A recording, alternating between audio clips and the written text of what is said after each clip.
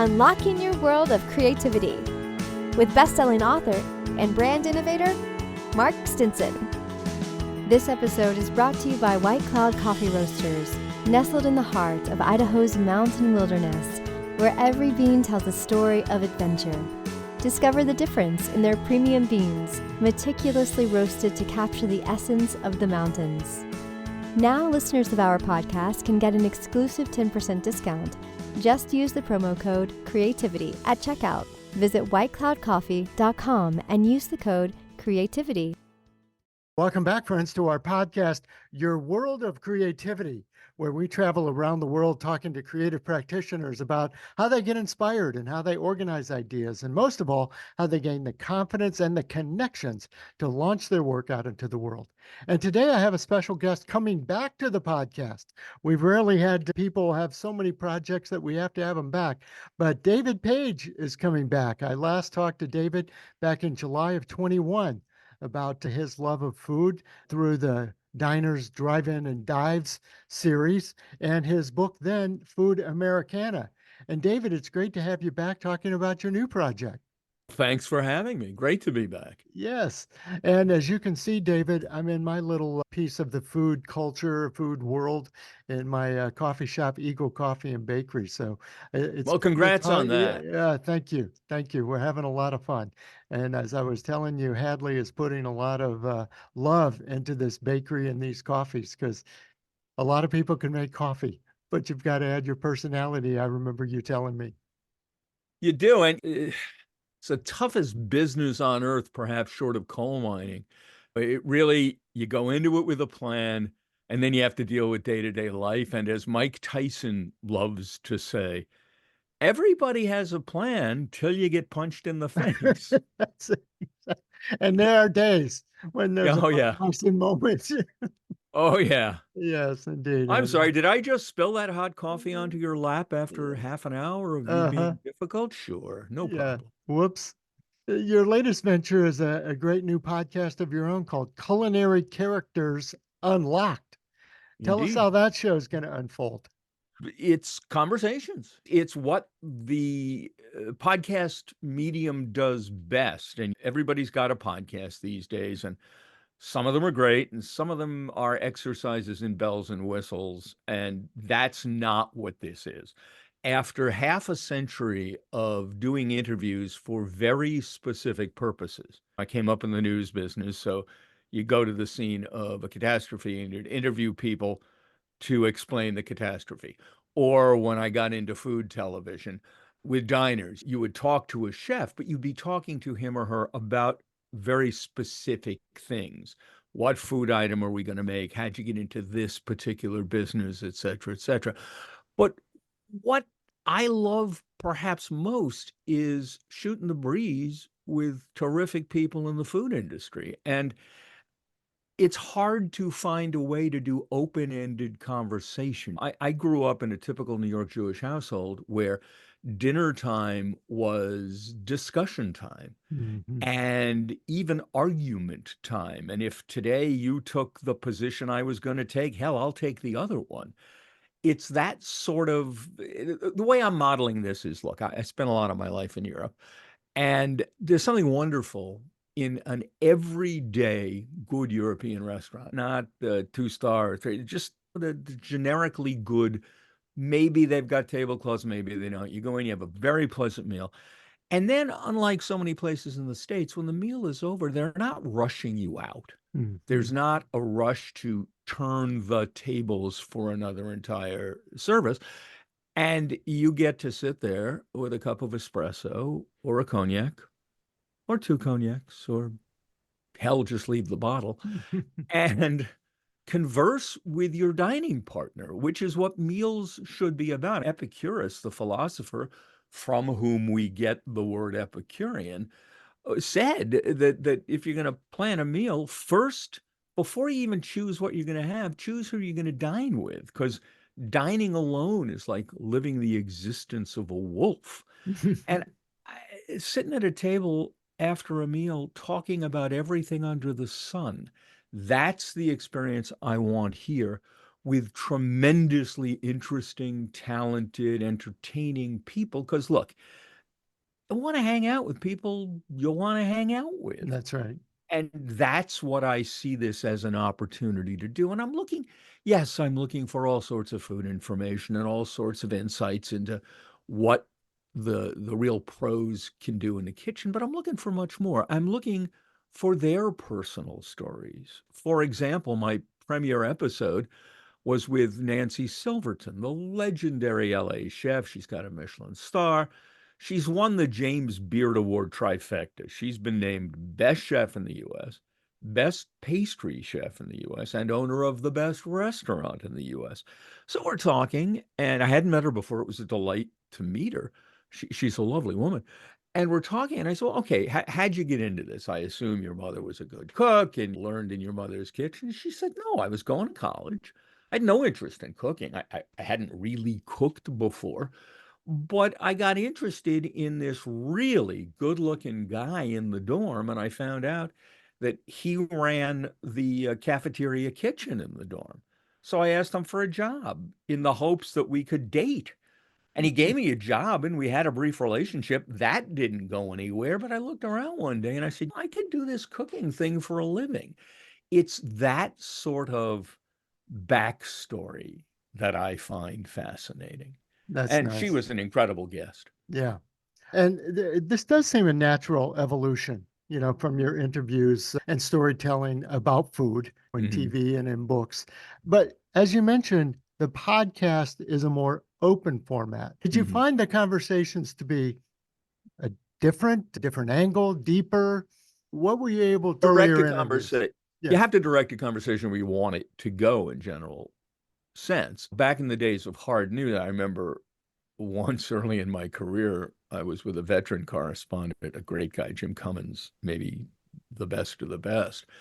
And Jim has now passed, unfortunately. But I was green in the business and we were doing an interview and it was for nightly news. The whole piece was going to be a minute 45. And we've been interviewing this person for a while. And Jim said, thank you. And I said, as producers should, Jim, I think there's another couple of things we should cover. And he turned to me with a smile on his face. He said, David, we've got the soundbite. That's the difference between long form and short form. And in long form, this isn't just a ramble. You got to know what sorts of things you want to discuss, but you have the freedom to ask far more open-ended questions. Mhm. Dan Barber, who you may know, he is on the cutting edge of attempting to redefine how we grow food and how we eat food. He's got several Michelin stars. His restaurant, Blue Hill Stone Farms at Blue Hill at Stone Farms, pardon me, north of Manhattan, is one of the best in the world. He serves food that is almost entirely raised or grown on site. He has no menus. We were talking, and he was saying, look, when you come in, we'll do an interview with you and figure out what we think you'd like from what we have available. For example, if we have just slaughtered a lamb, then we're going to have to distribute the different parts appropriately. You seem like someone who is a little more adventurous culinarily. So if you and your wife come in, you might get lamb neck, Mhm. or you might get lamb offal. You might get both as different courses. But the guys at the foretop, the Wall Street guys who came in looking for a big, deep Barolo and a celebratory Wall Street meal for that deal they just closed, they're going to want the lamb chops. Now, that's painting with a very broad brush, but what he's saying in essence is, I'm going to meet your needs. I'm going to ascertain your needs, then I'm going to meet them. And by the way, there was something I was going to quote him saying a moment ago, and I've completely forgotten where I was going with it. Say it Well, again. maybe it'll come back. Well, Or not. I'm getting yeah, older. maybe not. That's right. David, alongside these well-known names, you're also featuring some up-and-coming talents that you Yes. think should be on our radar, these emerging voices. Tell us a little bit about those. Yes, I'm going to feature legends, but I'm also going to feature the chefs who will be legends or stand a good chance of becoming legends. For example, the third show that we drop is Chef Christina Nguyen of in Minneapolis. Hai Hai is the Vietnamese word for the number two repeated twice, Mm. because the place used to be the 22 strip club. So now it's her Southeast Asian restaurant. She just won the 2004 James Beard Award, Best Chef in the Midwest. Her story is fascinating because while she is now serving food of Southeast Asia, she is the daughter of Vietnamese immigrants, but says, despite obviously having Vietnamese culture in her home growing up, she's very much a child of the Midwest. Mm.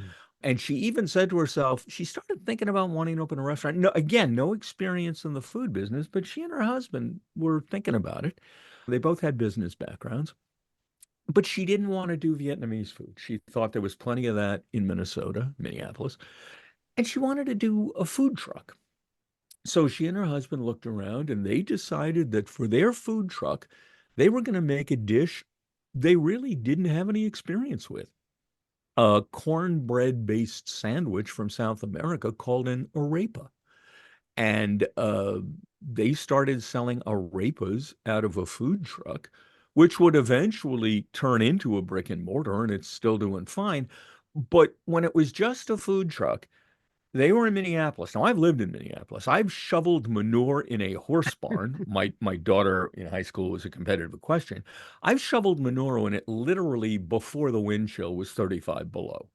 So I know there are things you should not do outside of Minneapolis in the winter, and running a food truck is one of them. So she Right. says one winter, before they had the brick and mortar, when it was just the food truck, she and her husband went backpacking across Southeast Asia, and they included Vietnam, but they also included a number of other countries, Thailand among them. And when they came back, it stuck in the back of her mind, and they went ahead and they opened the Arepa brick and mortar, which is doing well. It's called Hola Arepa, Hello Arepa. But finally, they decided, let's go for it. And they opened Hi Hi, which is a pan Southeast Asian, I hate this word, but I always say fusion restaurant. Mhm. It's her interpretation of various dishes from Southeast Asia. Again, it's an interpretation, it's an evolution. So this isn't about, don't go in there and complain that this isn't exactly the same as what I ate on that visit to Laos. Okay, get over that. When Yes. food comes to America, we frequently evolve it. We usually evolve it. And what she's doing is something she feels true to. It's been a huge success. Now, what she has done, because as she said, at one point she thought there was too much Vietnamese food to enter that market, but A, it's not just Vietnamese, but B, it's not the best hits. If Mm. you're expecting a bowl of pho, or if you mispronounce it and are thus expecting a bowl of pho or a banh mi, you're not going to find those there. You're going to find other dishes from Vietnam and elsewhere in Southeast Asia that you're probably not familiar with. I'm not sure exactly what she's got on the menu at the moment from Thailand, but for example, the food most Americans think of as Thai food is Southern Thai food. Food from Northern Thailand is very different. It's meat intensive, spicy, big on sausage, chicken wings. That's great. And that's a kind of Southeast Asian food Americans don't know. Vietnamese food, we're familiar with stuff that generally came out of Saigon, the South, heavily influenced by the French. Mhm. But as Christina explained to me, there is also Northern cuisine centered around Ho Chi Minh City. No, not Ho Chi Minh. Hanoi. Hanoi, Yeah. thank you. Yeah. Yeah, and I had a draft number too, centered around Hanoi. But there's also central, there's also coastal, there's also mountainous, there's a cuisine you can only get in the Mekong Delta. So there are all sorts of items that we've never had the opportunity to try. And that's the sort of thing you can expect at her place. I talked to a chef by the name of Donald Young, whose specialty is dry aged duck and who got his Michelin star at the age of 28 Wow. after being in the business, I don't know, a year, 2 years, 3 years. Yeah, it was a stunning achievement. And now he focuses mostly on pop-ups and private chefing. If you want to fly him to your house in the Hamptons to do up a whole duck dinner for you. Mm-hmm. He's on the plane. He's And he is a phenomenal chef, just as is pretty much everyone I'm speaking with. I'm also talking to people, however, who will never be legends. People who just love what they do, and they do it at a mom and pop independent restaurant for an appreciative local clientele. Look, these people, in my mind, are the backbone of keeping good cooking alive in the United States. When Applebee's comes on with a commercial telling you that they're your neighborhood bar, I vomit. No, That's they're not your neighborhood. trying to rip off the neighborhood bar that your father went to. Why don't you go find one of your own? I'm looking at places such as the Triple X Family Restaurant in West Lafayette, Indiana, where a couple, Greg and Carrie Arisman, are making hamburgers and breakfast and other items, but are specializing in hamburgers for the same town that Purdue University is in. Mm-hmm. And their famous burgers are named for Purdue University athletes. And their rule is A, you had to be of note, but B, you had to graduate. You can't just do one and out. So, their most famous burger is the Dwayne Purvis. He was an All-American football player back in the day. And his burger comes topped with peanut butter. And I know that'll turn a lot of people off, but we were just talking about Thai food. Southern Thai food is heavy on the peanut flavor, Mm-hmm. and it's savory, and it's eaten with flesh proteins. So don't dismiss it before you give it a It shot. can be done. These stories are fantastic. And what I like about it, ergo the title, Culinary Characters Unlocked. It's You're about not the just people. talking about the food, but you're talking about the characters. What This did is you about the find in your people. experience? What were some of the attributes that made these people characters? Passion. Anybody who cares deeply about doing something better than good enough, that is a personality. That explains to me who you are. And I want people who care deeply about anything. This is a food show, so I want people who care deeply about food, but they also tend to be passionate about many other things. You get into a True, true. conversation about pretty much anything, and it matters to them. They live life. It's no surprise that Nancy Silverton talked about getting into the food biz because she was interested in dating a guy. Mm-hmm. Ruth Reichel's memoirs are suffused with stories of her love life. Julia Child's love life was legendary. She and her husband, when they were both in the OSS, had quite the romance across wartime Europe. These are people who live life, Mm-hmm. and that's what interests me. That's great, capturing that passion. And David, you mentioned a lot of people are doing podcasts, but a lot of people are also saying, how can I improve or elevate or learn from other podcasts? When you think about your creative process behind the show, Hmm? what went into it? You said, I'm going to try to do something maybe a little different, a little better, a little higher, Well, faster. a couple of things. I spent much of my career in investigative journalist, and whatever kind of broadcasting I've made over the years, I've always held it to those same standards of factuality. When I hear a podcast and the host clearly doesn't know what he or she is talking about, I lose interest. You have to do the research. Whatever subject you're delving into, and whatever character you are going to talk to, you have to know what the hell you're talking about. You have to know what books they wrote. Why? What I want to be surprised, but I want to be surprised by things I shouldn't have known about in the first place. I don't want to be surprised. I've been interviewed, thank God you know what you're doing, but I've been on a number of podcasts where people don't have a clue.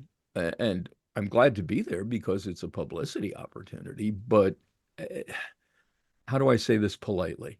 It is a little disrespectful to talk to someone without expending any effort to know what you're talking about. Number two, and this is probably the most important lesson for anyone doing an interview that I have accrued. Look, I started in the business when I was 14. I'm now approaching 70. So I've been interviewing for a while. Don't be afraid to be stupid. Interview for informational answers, not to look smart. If someone says, oh, you've probably heard of someone, I will gladly say, I haven't. Explain it to me. Even better than that, even if I know a little something, I'm better off saying, listen, I'm not up to speed on this. Would you please explain to me and our listeners/viewers, tell me that story. Explain it to me as if I'm completely dumb, because there's a good chance I am.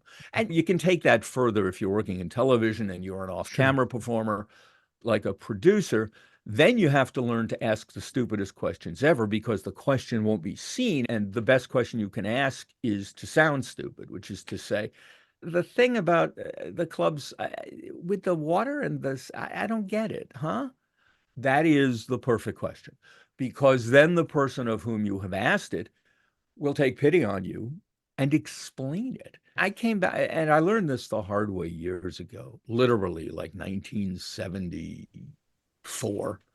I was working at a TV station in Wichita, Kansas, and I covered the city council meeting. And I came home and I wrote up, came back to the station. There was no remote work back then.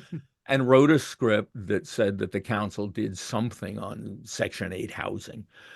And my news director came up to me with the script. He said, what's Section 8 housing? And I had to admit I didn't know. And he said to me, you don't know, the audience won't.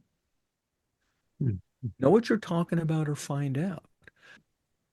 And secondly, follow the conversation. A lot of people go in with 10 questions. Yes.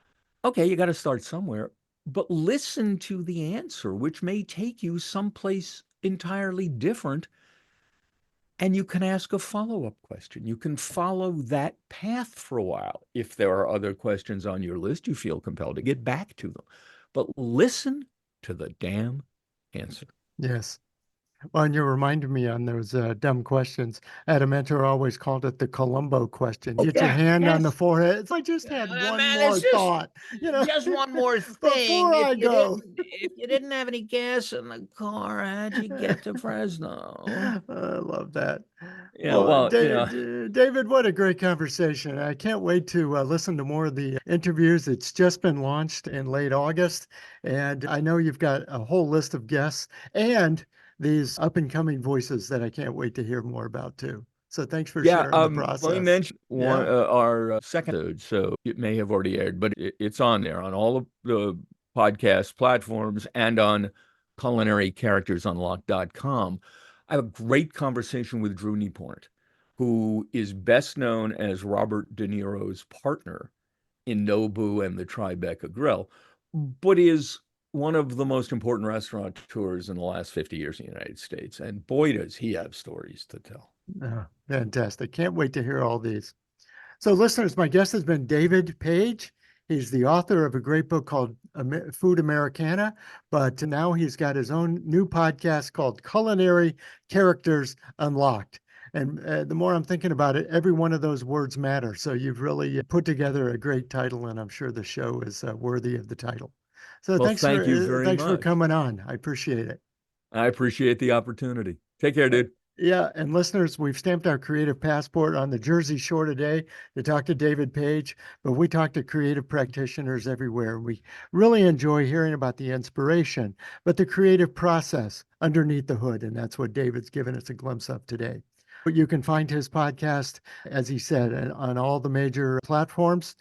And I'd like to thank our sponsor, White Cloud Coffee. You can enjoy 10% off your coffee order when you go to whitecloudcoffee.com. So come back again next time. We'll continue to unlock your world of creativity. See you next time.